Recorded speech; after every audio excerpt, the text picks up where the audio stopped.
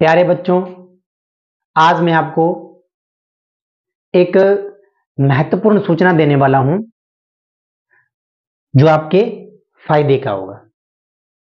ठीक है, आज एक मैं क्लास भी लगाऊंगा, जो अपना साइंस का जो टॉपिक चल रहा है उसको भी मैं कंटिन्यू करूंगा और एक महत्वपूर्ण सूचना भी देने वाला हूं जो आपके फायदा देगी, आपकी प्रिपरेशन के अंदर चार चांद लगाएगी। तो आज मैं आपको बताने वाला हूं कि रिवीजन अपने को कैसे करना है, रिवीजन के लिए अपने को क्या करना है। ठीक है, जो अपने साइंस पढ़ी है अब तक उसको कैसे रिवीजन करें, उसके लिए मैं क्या कर सकता हूं, मैं आप लोगों के लिए कितनी हेल्प कर सकता हूं, वो मैं इस वीडियो के अंदर बताने वाला हूं आपको। और वीडियो को आप अंत तक बने रहिए, वीडियो को पूरा देखिए। और साथ में आपको ये बताने वाला हूं कि जो मैंने हैंड रिटन नोट्स बनाए हैं एनसीईआरटी के, वो आपको कहां से मिलेंगे और कैसे आप प्राप्त कर सकते हो। ठीक है, इसकी भी मैं आज जानकारी आपको देने वाला हूं, तो आप वीडियो को अंत तक बने रहिए। यदि आपको वीडियो पसंद आती हो तो वीडियो को लाइक करना, चैनल को सब्सक्राइब करना और बेल आइकन को दबा दो, आपको नोटिफिकेशन भी मिल जाए। तो वीडियो को पूरा देखना, अंत में मैं ये चीज बताने वाला हूं आपको कि आपको रिवीजन कैसे करना है, हैंड रिटन आपको कहां से मिलेंगे, पैसा लगेगा या नहीं लगेगा, ये पूरा डिटेल में आपको बताने वाला हूं। थर्ड चैप्टर था धातु एवं अधातु। इस चैप्टर से भी एग्जाम के अंदर बहुत क्वेश्चन पूछता है, इस चीज का आप विशेषकर ध्यान देना। ठीक है, तो ये पार्ट आज 4 है इसका।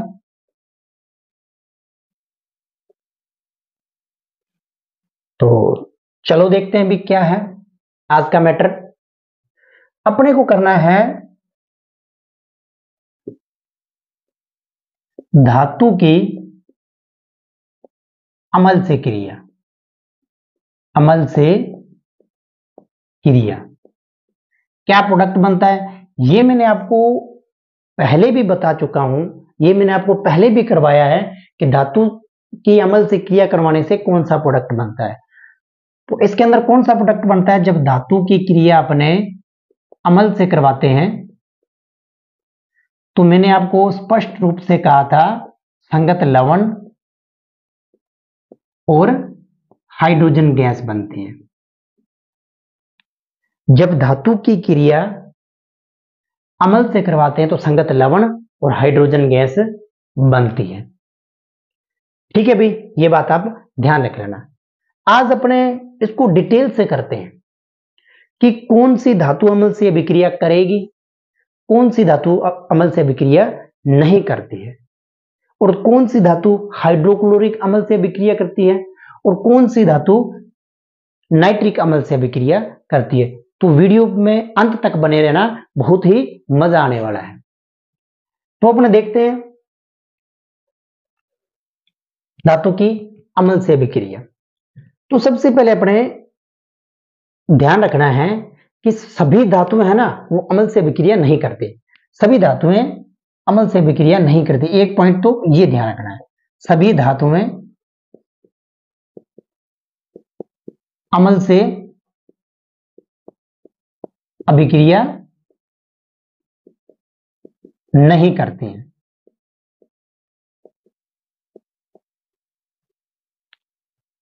सभी धातुएं अमल से अभिक्रिया नहीं करती हैं। अपने को देखना है कौन सी करती हैं और कौन सी नहीं करती हैं, ये भी अपने डिटेल में समझने वाले हैं। ठीक है, तो अब अपन देखते हैं कुछ धातुएं, उनकी अभिक्रिया करवाते हैं अपने हाइड्रोक्लोरिक अमल से। तो धातुओं का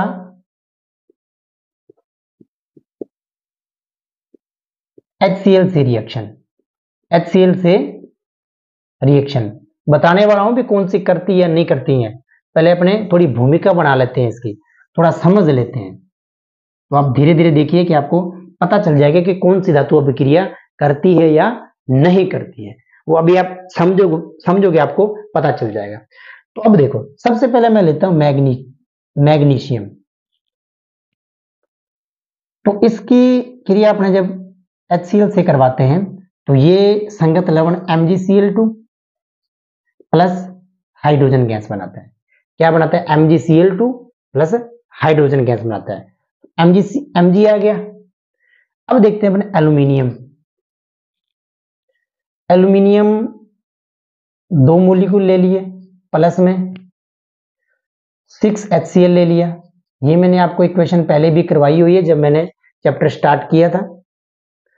तो एल्यूमिनियम और 6HCl, तो ये बनता है आपको 2AlCl3, 2AlCl3, तो 6Cl हो गए, बच गया 3H2, 3 मॉलिक्यूल हाइड्रोजन के रह गए।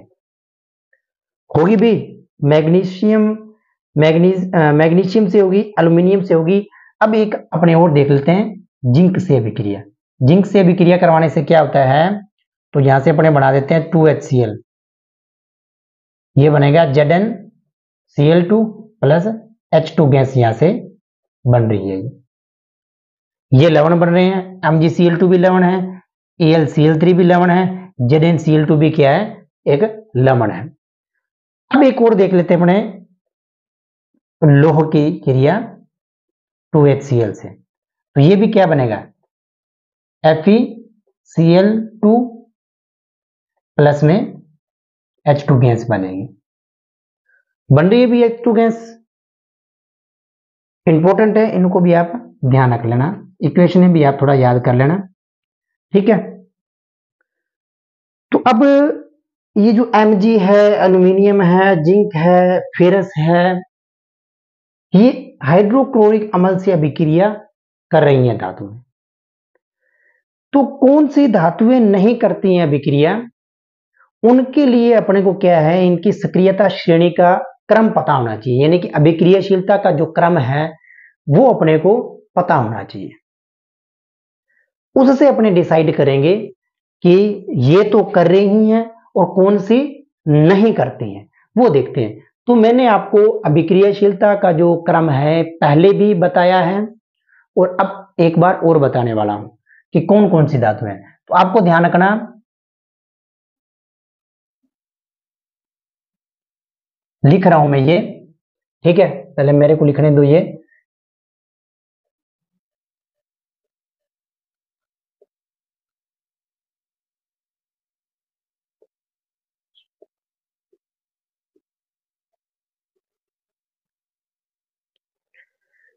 हो गया lithium, potassium, beryllium, calcium, sodium, magnesium, aluminium, manganese, zinc, chromium. फिर आपका फेरस, कोबाल्ट और ये निकल, ठीक है। फिर आता है आपका टिन, फिर लेड आता है, फिर आता है अपने पास हाइड्रोजन, ये एक गैस होगी, ठीक है। इसके बाद में आपको ध्यान रखना है कॉपर, Hg, Ag, Pt और Au, ठीक है। सबसे ज्यादा लिथियम की मैंने बताई थी और सबसे कम किसकी है? Au की है। गोल्ड अभिक्रियाशीलता किसकी है? गोल्ड की है। अब देखो कौन सी धातु अभिक्रिया अमल से नहीं करेगी। ये आपके पास हाइड्रोजन पड़ा है, इससे ऊपर जितनी भी धातु हैं इनकी क्रियाशीलता क्या है? हाइड्रोजन से ज्यादा है। और इसके बाद में जितनी भी ये अभिक्रियाएं हैं, ये धातु हैं, ये इनकी क्रियाशीलता क्या है? हाइड्रोजन से कम है। अब हाइड्रोजन से ऊपर जितनी भी आ रही है ना, जितनी भी धातुएं आ रही हैं, उन सब का अमल से अभिक्रिया हो जाएगा। क्योंकि अमल से अभिक्रिया होने का मतलब है कि ये जो मैग्नीज या ये जो धातु है ना, ये हाइड्रोजन को प्रतिस्थापित कर रहा है, और जिसकी अभिक्रियाशीलता जहां ज्यादा होगी वही हाइड्रोजन को प्रतिस्थापित करेगा। विस्थापन का नियम ही यही है। जब मैंने आपको फर्स्ट चैप्टर करवाया था तो उसके अंदर विस्थापन अभिक्रिया मैंने आपको बताई थी कि एक जो धातु है या एक तत्व है दूसरे तत्व को विस्थापित करता है, और जो ये तत्व है ऐसा तत्व होना चाहिए जिसकी अभिक्रियाशीलता जिसको विस्थापित करना है उससे ज्यादा होनी चाहिए। तो जितनी भी ये धातुएं हैं इनकी अभिक्रियाशीलता क्या, हाइड्रोजन से ज्यादा होनी चाहिए। तो वही धातुएं जो क्या है HCl से अभिक्रिया करेंगी और ये इसको हाइड्रोजन को प्रतिस्थापित बाहर फेंक के मारेगी हाइड्रोजन गैस के रूप में। तो मैंने अब कौन कौन सी ली है, अब देखो, एक तो मैंने मैग्नीज ले ली, मैग्नीशियम ले लिया, एल्यूमिनियम ले लिया, जिंक ले लिया और फेरस लिया है।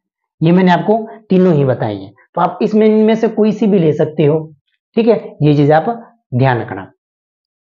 तो और ये जो कॉपर है, मरकरी होगी, सिल्वर हो गया, प्लेटिनम हो गया और गोल्ड हो गया, ये क्रिया HCl से नहीं करती है, मोस्ट इंपॉर्टेंट है, इसको आप ध्यान रख लेना। HCl से ये धातु जो है ये अभिक्रिया नहीं करती हैं। एक तो कॉपर हो गया, मरकरी हो गया, सिल्वर Ag हो गया, Pt हो गया और Au हो गया, ये अभिक्रिया नहीं करती है, ठीक है। ये बात आप ध्यान रख लेना। अब देखते हैं, ये तो थी HCl से अभिक्रिया। अब अपने बात करते हैं नाइट्रिक अम्ल से अभिक्रिया। बहुत ही इंपॉर्टेंट है ये भी कि नाइट्रिक अम्ल से रिएक्शन। तो आपको समझ में आ गया होगा कि हाइड्रोजन से जिसकी अभिक्रियाशीलता ज्यादा है वो धातु अम्ल से अभिक्रिया करेगी और जिनकी कम है वो नहीं करेगी। आप इस सारणी को याद कर लो, ये सारणी मोस्ट इंपॉर्टेंट है जब अपन विस्थापन अभिक्रिया करेंगे, ठीक है। और भी बहुत सारे टॉपिक है जिनके अंदर ये अपने यूज करेंगे। तो अब अपने बात करते हैं नाइट्रिक अम्ल। नाइट्रिक अम्ल से अभिक्रिया मोस्ट इंपॉर्टेंट है भाई, ये ध्यान रख लेना। अब नाइट्रिक अम्ल से अभिक्रिया, तो आपको ध्यान रखनी है कि जब अपने किसी धातु की अभिक्रिया नाइट्रिक अम्ल से करवाते हैं तो क्या होता है वो देखते हैं अपने, ठीक है। जब अपने अभिक्रिया नाइट्रिक अम्ल से करवाते हैं तो क्या होता है, ठीक है, क्यों होता है और कैसे होता है उसको अपने डिटेल में समझते हैं। अब ये जो नाइट्रिक अम्ल होता है ना, ये जो नाइट्रिक अम्ल है ये प्रबल ऑक्सीकारक है। क्या है? प्रबल ऑक्सीकारक। क्या है? प्रबल ऑक्सीकारक है। तो प्रबल ऑक्सीकारक होने के कारण ये जैसे ही धातु से अभिक्रिया करता है, समझना मेरी बात, ध्यान से समझना कि ये क्या है, प्रबल ऑक्सीकारक है। जैसे ये धातु से क्रिया करता है तो अपने को पता है कि हाइड्रोजन गैस निकलती है। जब धातु की क्रिया अम्ल से करवाते तो हाइड्रोजन गैस निकलती है, और ये जो अम्ल है ये प्रबल ऑक्सीकारक है। जो हाइड्रोजन गैस निकली है उससे क्रिया करके जल बना देते हैं। यानी कि जो हाइड्रोजन गैस निकली उसको क्या कर देता है, ऑक्सीकारक करके, उसको हाइड्रोजन को ऑक्सीकारक करके जल बना देता है। तो यानी कि ये क्या बना देता है, हाइड्रोजन ऑक्साइड जल बना देता है। और ये जो खुद है, ये खुद क्या है, नाइट्रिक अम्ल N2O या NO या NO2 में अपचयित हो जाता है। क्या हो जाता है? अपचयित हो जाता है। कहने का मतलब है जब धातु नाइट्रिक अम्ल से अभिक्रिया करती है तो हाइड्रोजन गैस नहीं बनाती है। क्यों नहीं बनाती? क्योंकि ये जो नाइट्रिक अम्ल प्रबल ऑक्सीकारक होने के कारण हाइड्रोजन को ऑक्सीकृत कर देती है, हाइड्रोजन को जल में परिवर्तित कर देती है, और खुद जो है क्या है, अपचयित हो जाता है। किसमें? N2O के अंदर, NO के अंदर और NO2 के अंदर। ऑक्सीकारक, अपचायक, ऑक्सीकरण, अपचयन, ये मैंने आपको पहले बता दिया है, वो आप क्लास देख सकते हो। ठीक है, तो ये इनके अंदर क्या हो जाता है, अपचयित हो जाता है, तो इसलिए हाइड्रोजन गैस नहीं बन पाती है। तो अब आप ध्यान रखो कि कुछ धातु हैं जो मोस्ट इंपॉर्टेंट है, उन्हें आप याद कर लो कि जो क्या है हाइड्रोजन गैस बनाती है नाइट्रिक अम्ल के साथ भी। अब देखो वो धातु कौन सी है, एक तो आप ध्यान रख लो मैग्नीशियम, और दूसरी ध्यान रख लो आप मैग्नीज। इन दोनों को आप ध्यान रख लेना। अब मैंने लिख तो दिया मैग्नीशियम और मैग्नीज, कई बच्चों को इसमें कंफ्यूज हो जाता है कौन सा मैग्नीशियम है और कौन सा मैग्नीज है।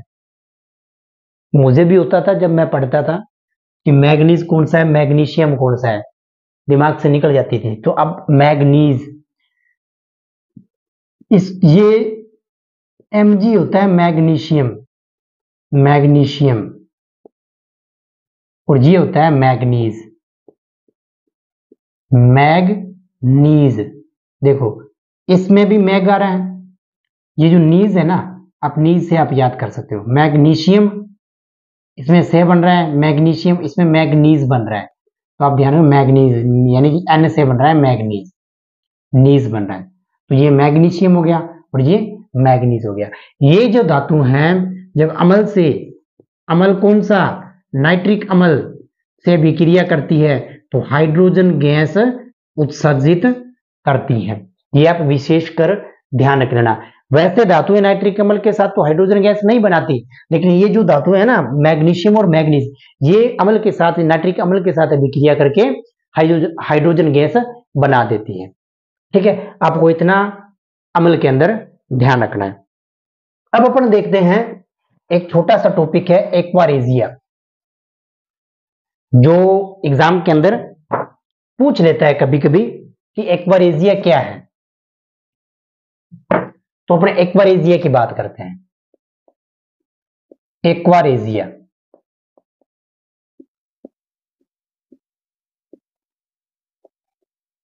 एक्वारेजिया, एक्वारेजिया क्या होता है, दो अम्लों का मिश्रण है, दो अम्लों का मिश्रण है। क्या है भाई, दो अम्लों का मिश्रण है। वो अम्ल कौन कौन से हैं, एक अपने पास है HCl, दूसरा अपने पास है नाइट्रिक अम्ल, एक हाइड्रोक्लोरिक अम्ल और एक है नाइट्रिक अम्ल।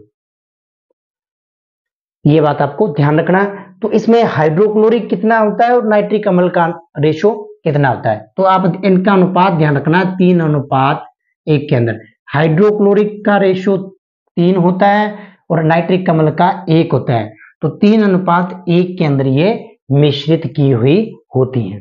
तो एक्वारेजिया का काम क्या है वो अपने देख लेते हैं।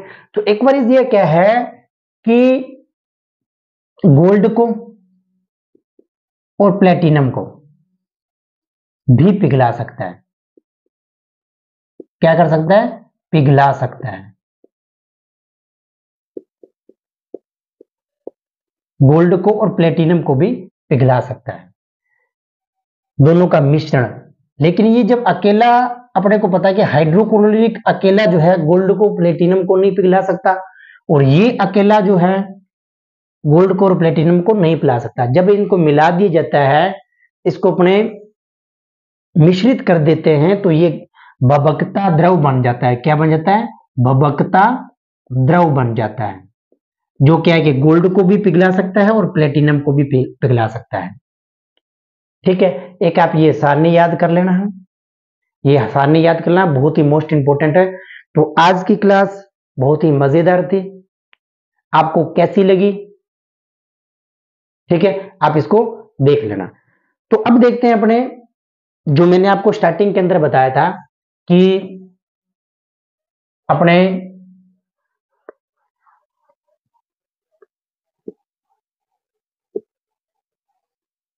रिवीजन कैसे करना है। मैंने क्या पहला पॉइंट दिया था, रिवीजन कैसे करना है।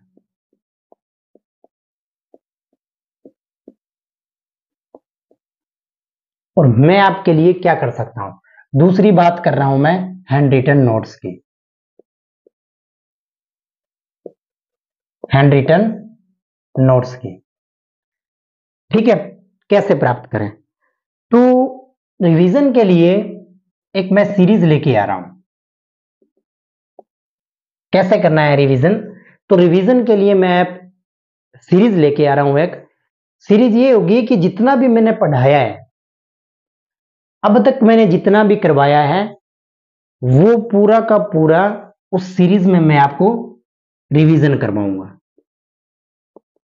क्या करवाऊंगा? रिवीजन करवाऊंगा। ये जो सीरीज होगी मोस्ट इंपोर्टेंट क्वेश्चन की होगी, जो एग्जाम के अंदर आने वाले पॉइंट होंगे उनकी मैं इसके अंदर बात करूंगा। ठीक है, हो सकता है कि एक एक चैप्टर की अलग अलग लगा दूं मैं, हो सकता है कि जितने भी मैंने चैप्टर करवाए उनकी इकट्ठी करवा दूं।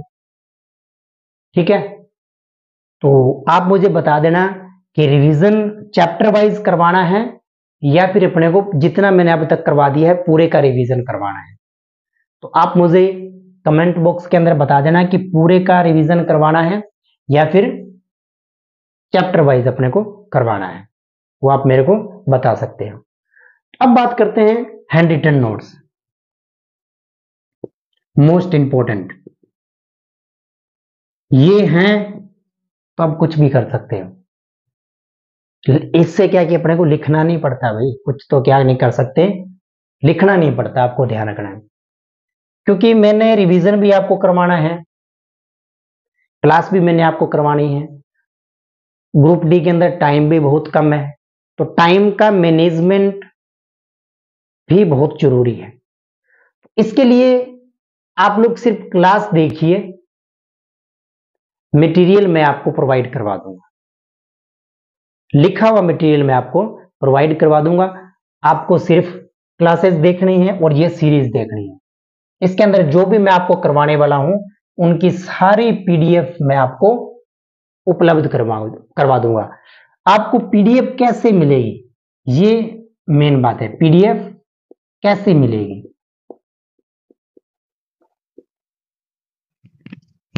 कैसे मिलेगी? आपको क्या करना होगा, व्हाट्सएप नंबर जो मेरा है 6377575929, इस पे आपको सिर्फ मैसेज करना है। वो मैसेज क्या करना है, चैनल को सब्सक्राइब करके, चैनल को सब्सक्राइब करके स्क्रीनशॉट भेजना है, स्क्रीनशॉट भेजना है और पीडीएफ का लिख के भेजना है, पीडीएफ लिख कर भेजना है। तो आपको मैं ये पीडीएफ प्रोवाइड करवा दूंगा, जो मैंने हैंड रिटन नोट्स बनाए हैं, वो भी फ्री के अंदर, कोई इसका चार्ज नहीं है। तो आपको ये ध्यान रखना है, इस पे सिर्फ आप व्हाट्सएप मैसेज करोगे, कॉल नहीं करोगे, ये आप ध्यान रख लेना, कॉल नहीं करोगे, सिर्फ मैसेज करोगे। ठीक है, तो चैनल को सब्सक्राइब करके स्क्रीनशॉट मुझे भेज दो और पीडीएफ ले लो, कोई दिक्कत नहीं है, कोई चार्ज नहीं है। सिर्फ चार्ज कितना है, एक आपको चैनल को सब्सक्राइब करना होगा। तो यदि आपको आज क्लास बढ़िया लगी है तो चैनल को सब्सक्राइब कर लेना, पीडीएफ ले लेना। तो थैंक्स फॉर वॉचिंग।